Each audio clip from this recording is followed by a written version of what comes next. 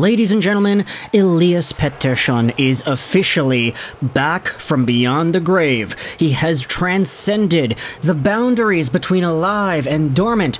He is back from the dead.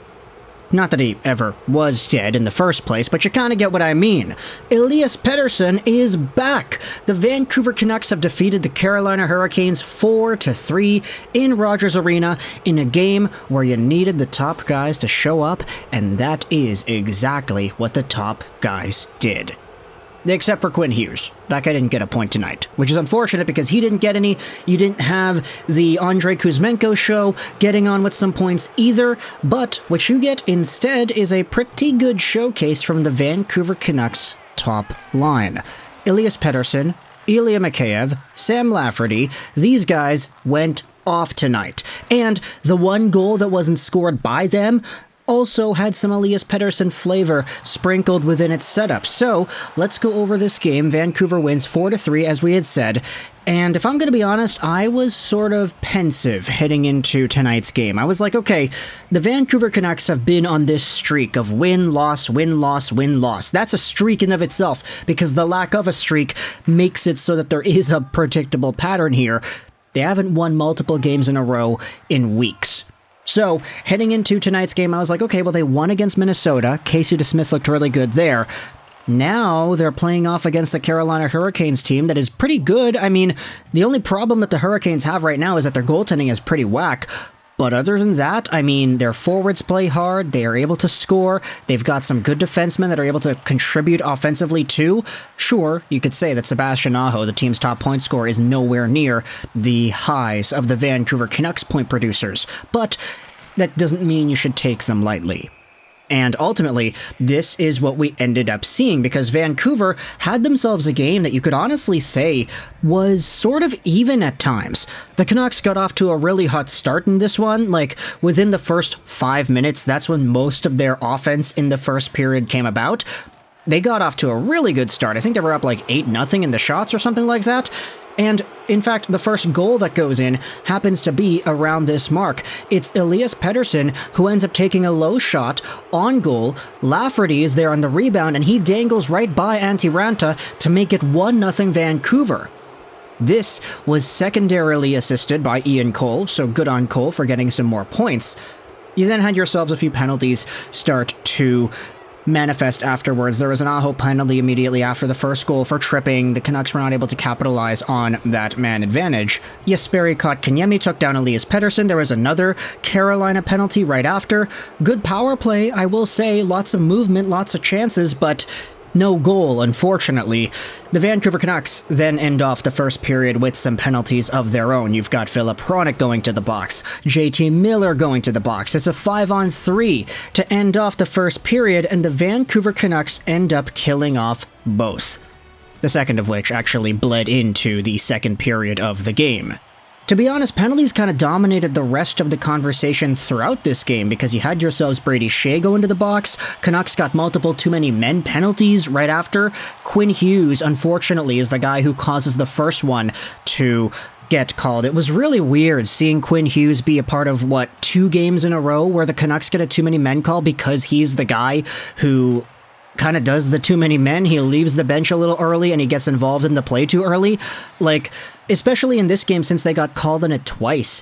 Something's got to give here. You got to start asking yourselves, hey, what exactly are the Vancouver Canucks talking about in regards to their line changes? I get it that Rick Tocchet is an antsy coach. He wants his guys to work hard. He wants to forecheck hard. He wants them to bring the pace, and maybe stepping out onto the ice a few seconds early is a part of that. But when it starts to hurt the team as much as it is right now, I don't know. You kind of have to try to reevaluate where exactly the Canucks are going with these too many men calls. But despite the fact that Quinn Hughes got called for a too many men, you had yourselves the Vancouver Canucks killing it off, and right after, seeing Ilya Mikheyev scoring to make it 2-0. It's a play by Elias Pettersson, where he throws it right into the crease. Mikheyev is in front for the tap-in. Lafferty gets the secondary assist there, so Pettersson and Lafferty each with 2 points on the night. Then you have yourselves the Carolina Hurricanes, who come right back and score themselves. It's Jordan Martinook who gets himself an odd man rush. All it took was 39 seconds for the Carolina Hurricanes to cut the lead in half and bring the score within 2-1. The penalties did not go away afterwards because you had Höglander ending up tripping a guy right after the Martinook goal. The Canucks killed it off, which is great, and the momentum comes right back to Vancouver when it's JT Miller who ends up scoring to make it 3-1. This was a brilliant play, where Elias Pettersson is the person who sends it around the net before going off on a change. The next Canuck to touch is Nils Höglander, who ends up cycling it back around the net to Boeser. Boeser holds, he waits, Pettersson leaves the ice, Miller comes back on, and Boeser chucks it right in front to JT, who hammers it right by Raanta. 3-1 hockey game. It's Miller from Boeser and Höglander. I will say with this one, if there were tertiary assists added, like if a goal had a first, a second, and a third assist, Elias Pettersson would have had the third assist here because he's the guy that started the entire playoff before going off on the change. He had 2 points in this game after this goal, but he maybe should have had 3 based off of how he contributed to that Miller goal. Obviously, I know he shouldn't have gotten an assist, but he was a very integral part to that play being made. So, Petey had his fingerprints all over it. However, the Vancouver Canucks quickly get momentum taken away once again when they get another too-many-men penalty. The Carolina Hurricanes score shortly after. It's Brady Skjei on the backdoor feed, 54 seconds left in the second period. He scores to make it 3-2, and then the Hurricanes are able to get things going right away in the third as a Brent Burns shot is tipped on goal by Jack Drury. Eventually, the rebound is put in by Stefan Noesen. It's 2 minutes and 11 seconds into the third period, and Carolina ties things up.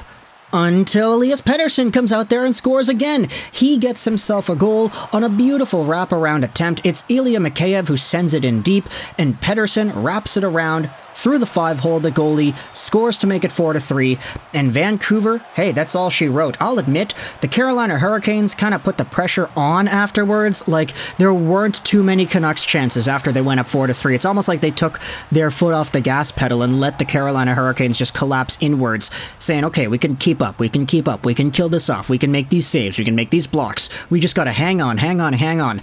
They didn't really push and try to make it 5-3 at any point. Even when the empty net was there, they didn't really go for it. They just tried to ice it and send it into the Hurricane zone without there being icing. It didn't really work all too much.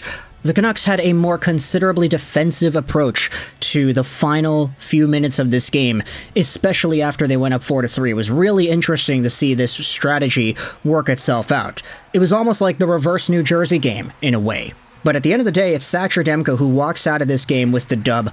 Antti Raanta was pretty alright, I'm not going to lie, he had some pretty good saves chucked in there. Andrei Kuzmenko, I felt, had a few interesting looks where he just did not look confident. He had opportunities to shoot, he wasn't really trying to force things, he was looking for the perfect shot, looking for the perfect pass. Ilya Mikheyev had a few nicked passes too that just didn't really work out, but he scores himself a goal, so good on him. And then of course he's got the assist on the game winner for Elias Pettersson. Sam Lafferty getting multiple points, Elias Pettersson getting 3 points, as well as being the setup man for the one goal he did not get a point on. This guy has come alive, and it's kind of crazy because he was so good tonight. By far the best player on the Vancouver Canucks, and you gotta remember, this guy's playing with Lafferty and Mikheyev. Like, no disrespect to Lafferty, he's gotten up here to the first line for a reason, but Mikheyev and Lafferty are not Miller and Boeser, for example. Like, the Vancouver Canucks are playing with such a talented cast right now that you have Elias Pettersson carrying his line and being such a force out there with line mates that are not even the best line mates he's ever played with that are on the same team. But at the end of the day, the Vancouver Canucks take a dub. It is a second dub in a row. Finally, they take 2 dubs in a row.